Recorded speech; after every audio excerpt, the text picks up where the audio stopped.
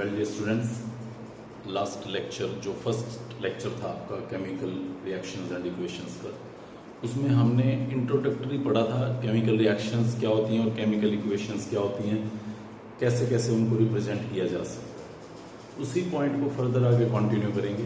एक छोटा सा लास्ट टॉपिक बताया था आपको कुछ आयंस के बारे में, कैटायंस और एनायंस कौन से हमें ज़्यादातर फेस करने होते हैं। तो उसको यूज़ करते हुए हम सामने यहाँ स्क्रीन पे दो मैंने केमिकल चेंज रिप्रेजेंट किए हुए हैं। उन्हीं केमिकल चेंजेस को केमिकल इक्वेशन की फॉर्म में हम लोग रिप्रेजेंट करेंगे। जैसे आप फर्स्ट पढ़िए यहाँ पे, barium chloride reacting with aluminium sulphate. तो मुझे इन दोनों का फॉर्मूला सबसे पहले लिखना होगा कि बेरियम क्लोराइड क्या होता है और एल्यूमिनियम सल्फेट क्या होता है। तो याद करें, कल आयंस के अंदर आपको बताया था कि बेरियम जो होता है वो 2 पॉजिटिव आयन है, डाई पॉजिटिव आयन, और क्लोराइड जो है वो यूनी पॉजिटिव नेगेटिव आयन होता है। मतलब इन दो को मुझे एक साथ इकट्ठा रखना है। इनका फॉर्मूला बनाने के कई तरीके होते हैं। सी, एक तरीका तो ये होता है कि इसका चार्ज आप इसके नीचे रिप्रेजेंट करते हैं और इसका चार्ज इसके नीचे रिप्रेजेंट करते हैं। लाइक बेरियम के नीचे 1 रिप्रेजेंट करते हैं और क्लोराइड के नीचे 2 रिप्रेजेंट करते हैं। 1 को जनरली रिप्रेजेंट नहीं किया जाता, अंडरस्टूड होता है, कुछ नहीं लिखा मतलब 1 है। तो ये हमारे पास बेरियम क्लोराइड का फॉर्मूला होगा। ये एक दूसरा तरीका अडॉप्ट कर सकते हैं आप, जब कैटायन और एनायन आपस में आप जोड़ने वाले हैं एक आयनिक कंपाउंड बनाने के लिए, तो आप उनके चार्जेस को बैलेंस कर दीजिए। जैसे यहाँ पे 2 प्लस चार्ज है, यहाँ पे 1 माइनस चार्ज है, तो आप इसके 2 आयन्स ले लीजिए। तो अब टोटल यहाँ पे 2 नेगेटिव आयन्स हो गए, यहाँ पे डाई पॉजिटिव 1 आयन है, तो मतलब यहाँ 2 नेगेटिव चार्ज है, यहाँ 2 पॉजिटिव चार्ज है, बिल्कुल बराबर हो गया। अब इनके नंबर्स को हमेशा सबस्क्रिप्ट की फॉर्म में ऐसे नीचे रिप्रेजेंट कर दीजिए। तो ये आपके पास बेरियम 1 आयन था तो 1 लिखने की जरूरत नहीं थी, क्लोराइड के 2 आयन्स थे तो नीचे ये 2 रिप्रेजेंट कर दिया। इस तरह से आपके पास ये बेरियम क्लोराइड का फॉर्मूला बन जाता है। नेक्स्ट देखिए, एल्यूमिनियम सल्फेट। एल्यूमिनियम 3+ होता है और सल्फेट 2 नेगेटिव होता है। ये अब वो कल वाली लिस्ट है जो आपको बताएगी। या तो आप ऐसा कर सकते हैं, इसका चार्ज इसके नीचे और इसका चार्ज इसके नीचे। ध्यान दें, यहाँ पे एल्यूमिनियम के नीचे 2 लिख रहा हूं और सल्फेट के नीचे 3 लिखना है। अब एक और छोटा सा पॉइंट याद रखिएगा, 2 तरह के आयंस होते हैं। एक होते हैं मोनो एटॉमिक आयंस, जैसे एल्यूमिनियम मोनोएटॉमिक है, बेरियम मोनोएटॉमिक है, क्लोराइड मोनोएटॉमिक है। और एक होते हैं पॉली एटॉमिक आयंस, जिसमें 2 या 2 से ज्यादा आयंस हो। जैसे सल्फेट में 5 एटम्स हैं, पॉली एटॉमिक 2 या 2 से ज्यादा एटम्स का बना आयन, तो ये सल्फेट पॉली एटॉमिक आयन है। तो पॉली एटॉमिक आयंस के नंबर्स को जब भी रिप्रेजेंट करना होता है हमेशा ऐसे ब्रैकेटेड करके रिप्रेजेंट करना है। ये एल्यूमिनियम सल्फेट होगा। सी, यहाँ पे दोनों मोनोएटॉमिक थे तो मुझे कोई ब्रैकेट का चक्कर नहीं डालना था, इसका नंबर इसके नीचे, इसका नंबर इसके नीचे। लेकिन यहाँ पे क्योंकि एक मोनोएटॉमिक है, एक पॉली एटॉमिक है, तो पॉली एटॉमिक का नंबर जो मुझे रिप्रेजेंट करना है वो हमेशा ब्रैकेटेड फॉर्म में रिप्रेजेंट करना है। तो इस तरह से सल्फेट का 2 एल्यूमिनियम के नीचे और एल्यूमिनियम का 3 सल्फेट, पूरे सल्फेट के नीचे लगाना है। मैं ऐसा भी कर सकता था, इस पे 3+ है, इस पे 2 माइनस है, मैं इसके 2 आयंस ले लेता हूं तो ये टोटल 6+ हो जाएगा। एक एल्यूमिनियम पे 3+, 2 एल्यूमिनियम पे 6+। ये 2 नेगेटिव है, मैं इसके 3 आयंस ले लेता हूं तो मतलब 6 नेगेटिव हो जाएगा। अब ये इसका नंबर है जो यहाँ नीचे लिखा हुआ है, ये सल्फेट का नंबर है जो यहाँ नीचे लिखा हुआ है। पॉली एटॉमिक आयंस के नंबर को हमेशा दिखाते हुए आप उस पॉली एटॉमिक आयन को पहले ब्रैकेटेड डाल दें, ये एल्यूमिनियम सल्फेट बन जाता है। तो क्वेश्चन क्या था हमारा, बेरियम क्लोराइड है, रिएक्ट किया गया है एल्यूमिनियम सल्फेट के साथ, क्या दे रहा है वो, प्रोडक्ट्स क्या बन रहे हैं वो आगे आपको देखना है। Aluminium chloride, see again, aluminium 3+ है, क्लोराइड 1- है, दोनों मोनोएटॉमिक हैं, किसी तरह का कोई ब्रैकेट का झंझट नहीं आएगा। ये 1 इसके नीचे, ये 3 इसके नीचे, यानी कि AlCl3, 1 लिखने की जरूरत नहीं होती। या ये 3 पॉजिटिव था, ये 3 आयंस ले लो तो टोटल 3 नेगेटिव हो जाएगा। इसका एक नंबर जो लिया है आपने वो इसके नीचे, और ये जो 3 क्लोराइड आपने लिए हैं वो इसके नीचे। तो इस तरह से ये बन जाएगा आपका एक प्रोडक्ट एल्यूमिनियम क्लोराइड AlCl3। और नेक्स्ट ऐसे ही आपको देखना है बेरियम सल्फेट। तो ये बहुत ही आसान रहेगा। बेरियम आपका 2+ होता है, सल्फेट आपका 2 नेगेटिव होता है। तो दोनों चार्ज बराबर हैं, किसी तरह का कोई जोड़ तोड़ नहीं करना। एक बेरियम का आयन और एक सल्फेट का आयन आपस में जुड़ जाएगा। आप यूं भी सोच सकते थे इसका 2 इसके नीचे, इसका 2 इसके नीचे, कैंसिल हो जाएंगे दोनों 2, तो आप सिंपली बेरियम सल्फेट लिख सकते हैं। ये आपके पास उस केमिकल चेंज का केमिकल इक्वेशन है जो यहाँ रिप्रेजेंट किया है। एक और ध्यान दे बात, यहाँ मैंने किसी तरह की कोई स्टेट रेफर नहीं की है। कर सकता हूँ, ऐसा हो सकता है इसको भी पानी में डिसॉल्व करके लिया हुआ हो, इसको भी पानी में डिसॉल्व करके लिया हुआ हो, ये भी पानी में डिसॉल्व ही बना हो और ये भी पानी में डिसॉल्व ही बना हो। मतलब सारे के सारे एक्वस फॉर्म में हो सकते हैं। ऐसा भी हो सकता है कि किसी एक के नीचे आप S लिखा पाए सॉलिड, और ऐसे नीचे साइन दे रखा होगा। इसका मतलब होगा कि ये सॉलिड नीचे प्रेसिपिटेट आउट हो गया है, नीचे सेटल हो गया है। जैसे पानी के अंदर डस्ट सेटल हो जाती है, ठीक वैसे ही बेरियम सल्फेट के प्रेसिपिटेट भी सेटल हो गए होंगे। एक्वस लिखा हुआ है तो इसका मतलब वो सेटल नहीं हुए हैं, पानी में घुले हुए हैं। बट S लिखा हुआ है तो इसका मतलब वो सॉलिड फॉर्म में नीचे जमीन पे, यानी कि उस फ्लास्क की बॉटम पे सेटल डाउन हो गए हैं। ये सिंपल सा तरीका होता है रिएक्शंस को रिप्रेजेंट करने का। आप अपनी तरफ से ज्यादा नहीं सोच सकते कि वो AQ होगा या S होगा। आप रिएक्शन को परफॉर्म करें तो लिख सकते हैं, बट लिखी हुई रिएक्शन का मतलब समझे तो वो यहां आपको आइडिया लगाना है। S mean solid, AQ mean aqueous and so. See sometime क्या होता है, ये तो मैंने सॉलिड के नीचे ऐसे लिख दिया। समटाइम किसी रिएक्शन में कोई गैस इन्वॉल्व हुई है लाइक H2, उसके आगे ऐसा साइन लगा रहता है, नीचे गैस ही लिखा हुआ है बट ऐसे अपवर्ड साइन रहता है। इसका मतलब है this is lighter than air. और अगर डाउनवर्ड साइड हो किसी गैस का तो उसका मतलब होता है this is heavier than air. तो ये दो सिंबल्स भी आप साथ साथ ध्यान रखिएगा। नेक्स्ट देखेंगे आप, यहाँ पे एक और केमिकल चेंज रिप्रेजेंटेड है। आपको ठीक वैसे ही फॉर्मूला बनाने हैं, पहले तो रिएक्टेंट प्रोडक्ट के, और फिर रिएक्शन की फॉर्म में, इक्वेशन की फॉर्म में उसको रिप्रेजेंट करना है। तो चलिए इसको एक बार 1 बाय 1 देखते हैं और आप लोग भी ट्राई करके देखें। अमोनियम फॉस्फेट, अगर फॉर्मूला याद नहीं है तो उम्मीद ही मत करो कि आप कुछ कर पाएंगे, फॉर्मूला तो याद होना ही चाहिए। ये अमोनियम फॉस्फेट है, अमोनियम पे +1 होता है, फॉस्फेट पे 3-। तो मुझे ये 1+, ये 3-, तो मतलब 3 अमोनियम लेने होंगे। 3 अमोनियम 1 फॉस्फेट लेना होगा। ये लीजिए अमोनियम, उसका नंबर उसके नीचे, एंड ये फॉस्फेट। पूरा ध्यान दें आप, पॉलीएटॉमिक आयन था तो ब्रैकेट करके मैंने उसके नंबर को रिप्रेजेंट किया है।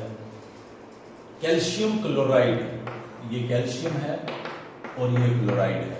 इस पे 2+, इस पे -1, ये 2 लेने पड़ेंगे, दोनों चार्जेस बराबर हो गए। अब नंबर्स, कैल्शियम का नंबर 1 है, क्लोराइड आपने 2 लिए हैं, तो ये फॉर्मूला CaCl। तो कोई ब्रैकेट का चक्कर नहीं था क्योंकि दोनों आयंस मोनोएटॉमिक थे।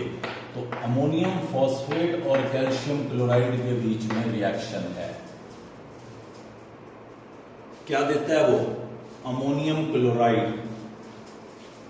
सी अगेन हियर, अमोनियम क्लोराइड, ये क्लोराइड है आपका।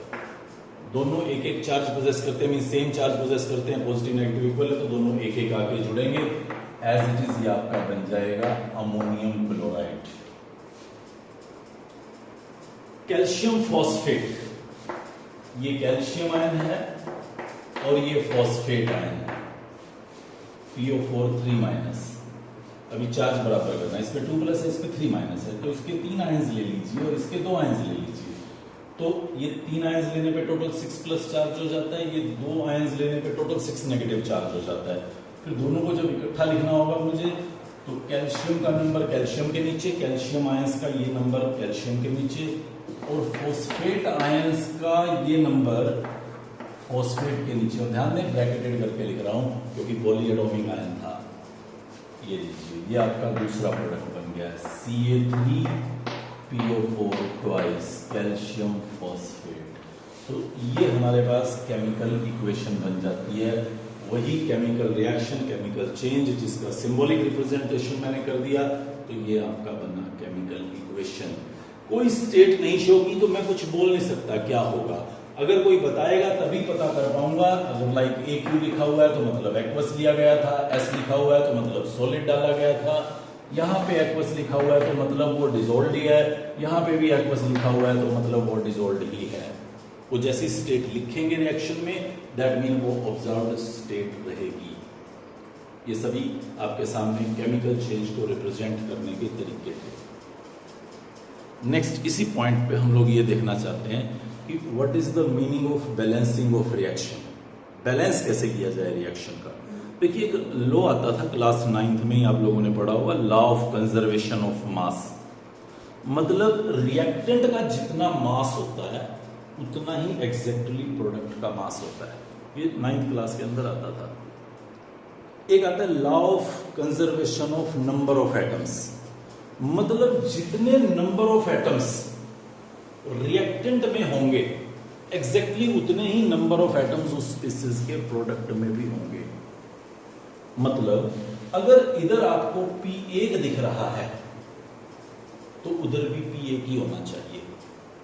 इधर आपको कैल्शियम 1 दिख रहा है तो उधर भी कैल्शियम 1 होना चाहिए। अब आप ध्यान से देखेंगे तो यहां आपको दिखेगा कैल्शियम तो 3 लगे हुए हैं, तो डेफिनेटली यहां पे भी 3 कैल्शियम्स होने चाहिए।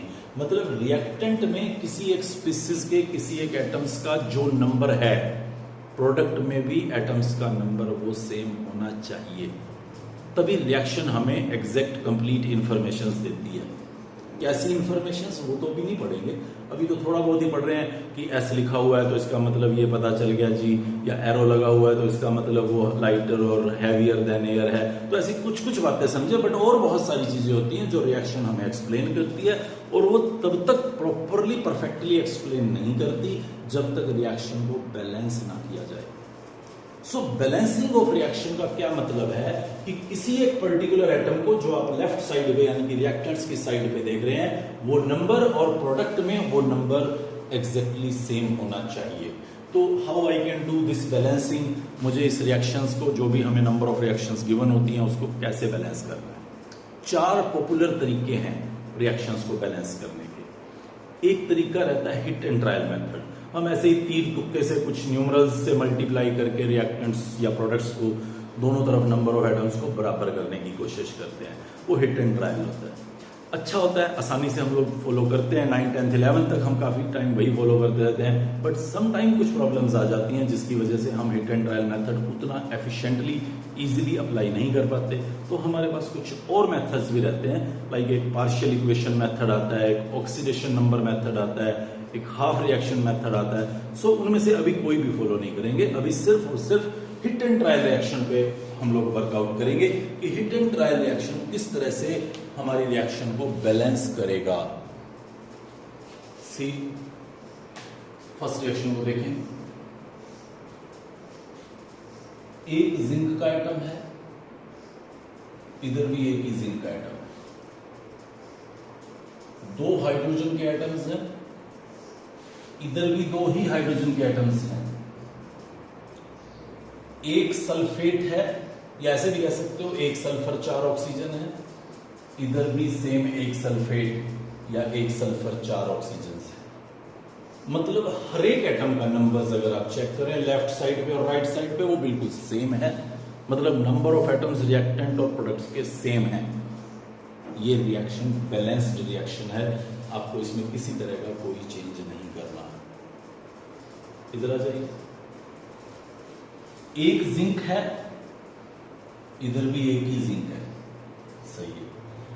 इधर एक क्लोरीन है जबकि इधर आपको 2 क्लोरीन दिख रहे हैं, तो आप क्लोरीन के नंबर को बराबर करें। बराबर कैसे करना होता है, अगर आपको इधर बढ़ाने हैं तो आप यहां उस पूरे फॉर्मूले के आगे 2 पुट कर दें, यहां नीचे 2 नहीं पुट करना, हमेशा उस पूरे फॉर्मूले के जिस स्पीसीज का पार्ट है क्लोराइड उसके आगे 2 लिख दें। ये उससे मल्टीप्लीकेशन ही है, मतलब 2 क्लोराइड हो गए, साथ साथ H भी 2 हो गए। चलो अच्छी बात है, इधर भी 2 ही H पड़े हैं, इधर भी 2 ही H पड़े हैं, तो अब ये आपकी बैलेंस्ड रिएक्शन है। ये 2 क्या है, इस 2 को बोलते हैं स्टोइकियोमेट्रिक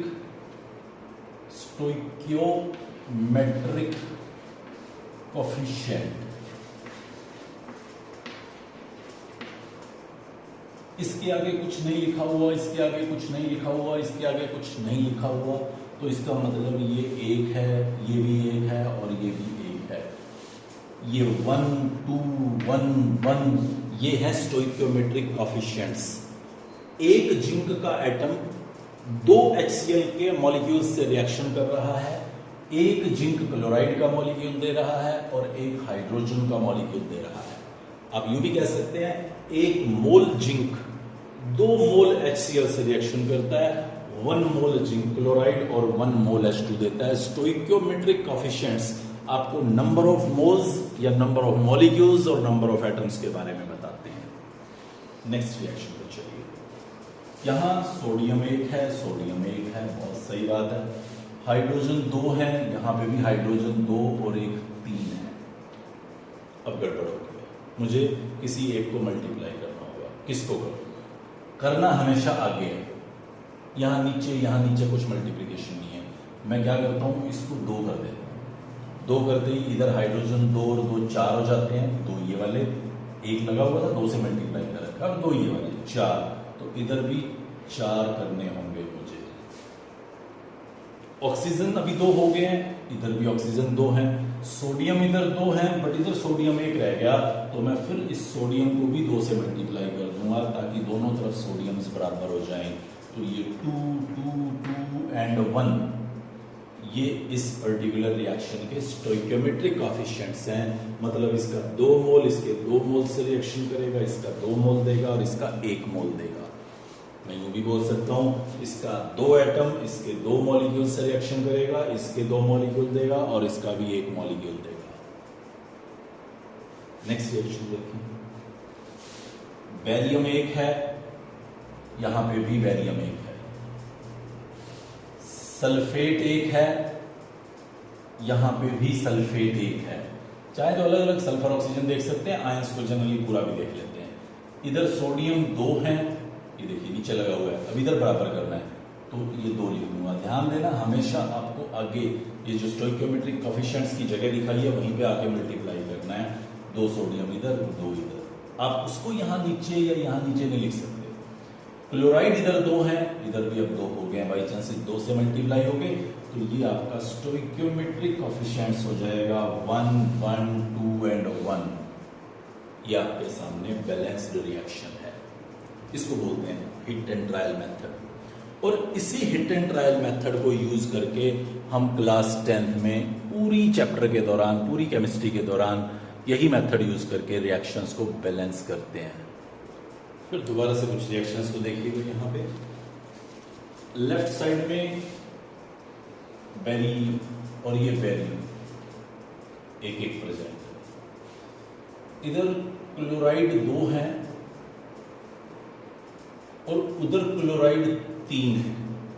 ठीक है, देखते हैं। इधर एल्यूमिनियम 2 है, उधर एल्यूमिनियम 1 है। तो मैं क्या करता हूँ, सोचता हूँ चलो ठीक है हिट एंड ट्रायल है, तीर तुक्का मारना है मुझे तो मैं एल्यूमिनियम को पहले सेटल कर देता हूँ। ये लीजिए, इधर 2 एल्यूमिनियम हो जाते हैं, इधर भी 2 एल्यूमिनियम हो जाते हैं।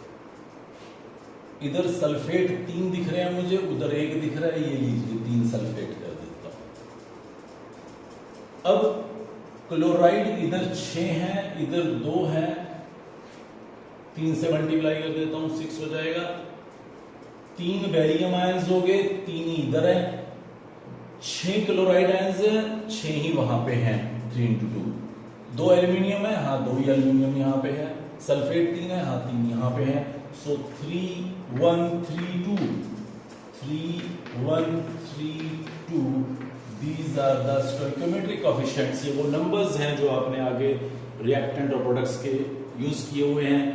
नंबर ऑफ मोल्स कह सकता हूं इनको, या नंबर ऑफ मॉलिक्यूल्स कह सकता हूं जो रिएक्शन में इन्वॉल्व हुए हैं। नेक्स्ट क्वेश्चन को देखिए। कार्बन दोनों तरफ 1 1 है। हाइड्रोजन यहां 4 है, वहां 2 है, तो ये हिट एंड ट्रायल 2 से मल्टीप्लाई कर दिया ताकि बराबर हो जाए। ऑक्सीजन इधर 2 और 2 4 हैं, इधर 2 हैं, ये लीजिए 2 और 2, रिएक्शन बैलेंस है। नेक्स्ट पे आ जाइए। कार्बन 6 है, इधर 1 है, ये लो 6 कार्बन। हाइड्रोजन इधर 6 है, इधर 2 है, ये लीजिए 3 से मल्टीप्लाई कर दीजिए। 6 हाइड्रोजन। ऑक्सीजन देखते हैं, इधर 6 इंटू 2 12 तो यहां पे है ऑक्सीजन के एटम और 3 यहां पे है ऑक्सीजन के एटम, टोटल 15 ऑक्सीजन के एटम हैं, यहां पे 2 है, मतलब 7.5 से आप इसको मल्टीप्लाई कर दें, 15/2 7.5 होता है। इधर 15 थे ऑक्सीजन के एटम, इधर 2 थे ऑक्सीजन के एटम, तो 2 को 7.5 से मल्टीप्लाई कर दिया तो 15 बन गए। इधर 15 ऑक्सीजन के एटम्स हैं, ध्यान दें 15/2 ऑक्सीजन के मॉलिक्यूल हैं, एक मॉलिक्यूल 2 एटम से मिलके बनता है, तो टोटल 15 ऑक्सीजन के एटम्स हैं और इधर 15 ऑक्सीजन के एटम्स हैं। ये आपको दिखता जरूर है ये मॉलिक्यूल है, बट ये मॉलिक्यूल नहीं है, ये 2 अलग अलग एटम्स हैं जो कार्बन के साथ जुड़े हुए हैं।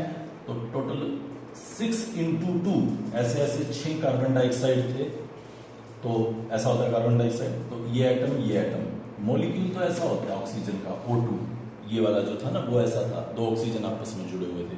यहाँ पे कार्बन 2 अलग अलग ऑक्सीजन से जुड़ा हुआ, तो देखने में ऐसा लगता है कि वैसा ही था, बट वैसा होता नहीं है। सो यहाँ पे क्योंकि 2 एटम एक मॉलिक्यूल में है, तो 6 मॉलिक्यूल में टोटल 12 ऑक्सीजन के एटम्स हो जाएंगे और 3 यहाँ पे होंगे, तो टोटल 15 ऑक्सीजन के एटम्स होंगे।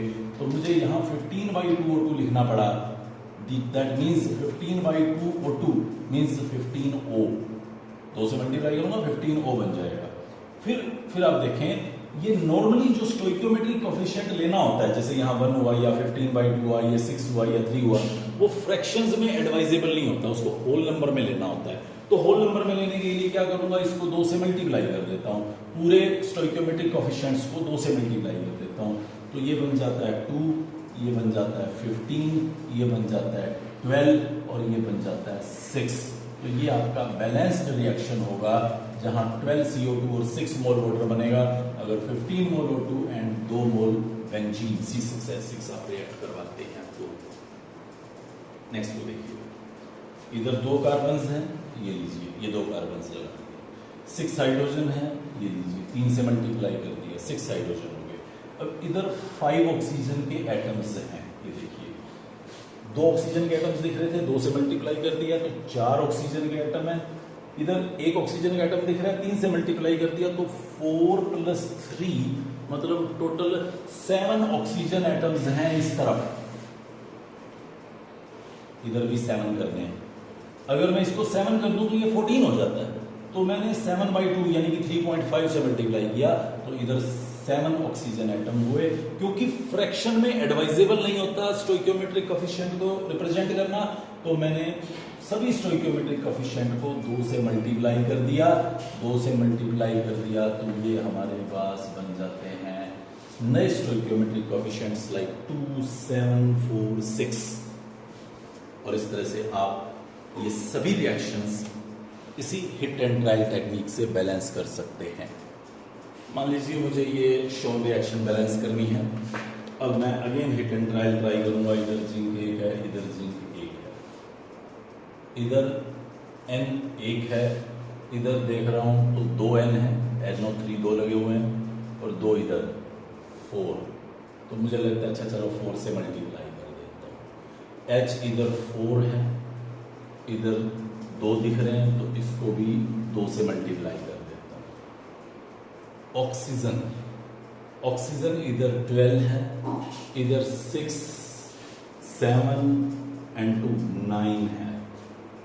आप बस हिट एंड ट्रायल कभी किसी से मल्टीप्लाई कभी किसी से मल्टीप्लाई करके देखें, it will take a lot of time, बहुत आसानी से हो नहीं पाएगा। यही इस मेथड की ड्रॉबैक भी है। अगर मैं चाहूं हिट एंड ट्रायल रिएक्शंस को ऐसे ही बैलेंस करता जाऊंगा, जैसे मैं अभी बता रहा था 2 किया 4 किया, मोस्ट ऑफ द रिएक्शंस हो जाएंगी, बट बहुत सारी ऐसी रिएक्शंस भी होंगी जो टीज करेंगी, शायद हम उतना इजीली उनको नहीं कर पाएंगे। तो फिर हमें कुछ और मेथड्स देखने होते हैं, लाइक जैसे मैं बोल रहा था oxidation number method, half reaction method, जो अभी प्रेजेंट में क्लास 10th के अंदर किसी तरह की रिक्वायरमेंट नहीं है, हिट एंड ट्रायल पे फॉलो करेंगे। मैं इसको करना चाहूँ तो कर सकता हूँ, ऐसी कोई दिक्कत नहीं है इसमें। सी हियर 4 जिंक ले लेता हूँ प्लस 10 HNO3 ले लेता हूँ, तो ये मेरे पास बन जाएगा 4 ZnNO3 twice plus N2O plus 5 water. आप चेक कर लीजिएगा, ये बिल्कुल बैलेंस्ड रिएक्शन है। लेकिन क्योंकि मुझे तो पता है दूसरा मेथड, उससे मैंने सॉल्व की कर ली होगी या मुझे ध्यान होगा, but normally hit and trial अगर कोई ऑक्सीडेशन नंबर मेथड या हाफ रिएक्शन मेथड नहीं जानता तो ये हिट एंड ट्रायल हो सकता है कोई 2 मिनट में निकाल दे, हो सकता है 2 घंटे बाद हमारे तो भी ना निकले। तो बस जस्ट हमें फॉलो करना है कि हाँ इस तरह से कुछ रिएक्शंस के अंदर आपको दिक्कत आ सकती है, बट रिएक्शन बैलेंस्ड होगी जरूर। वो तरीका डिफरेंट हो सकता है, डिफिकल्ट हो सकता है, थोड़ा सा लंबा हो सकता है, बट रिएक्शन जब तक बैलेंस नहीं हो रही तब तक आप समझ ही लीजिए कि वो रिएक्शंस पॉसिबल ही नहीं है। जो एटम रिएक्टेंट्स में होंगे वही एटम्स प्रोडक्ट में होने चाहिए और उतने ही होने चाहिए। ऐसा भी नहीं हो सकता कि आपके रिएक्टेंट्स में तो सोडियम पड़ा हुआ है, साथ में कुछ और XYZ लाइक ऑक्सीजन पड़ा हुआ है और यहां आप नाइट्रोजन दिखा रहे हो। ये पॉसिबिलिटी बिल्कुल भी नहीं हो पाएगी। जो एटम्स रिएक्टेंट में होंगे वही एटम्स प्रोडक्ट में होंगे। जितने नंबर ऑफ एटम्स रिएक्टेंट में होंगे एग्जैक्टली उतने ही नंबर ऑफ एटम्स प्रोडक्ट में होंगे।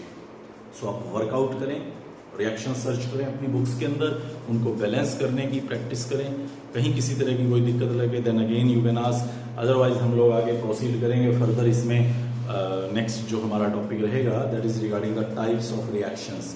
कितनी तरह की रिएक्शंस होती हैं, उनको कैटेगराइज कैसे किया गया है या कैसे आइडेंटिफाई करना है, क्लासिफिकेशन के अलग अलग मोड और ऐसी बहुत सारी बातें हम लोग नेक्स्ट लेक्चर के अंदर पढ़ेंगे। तब तक आप इसको अच्छे से प्रैक्टिस करें। Good bye.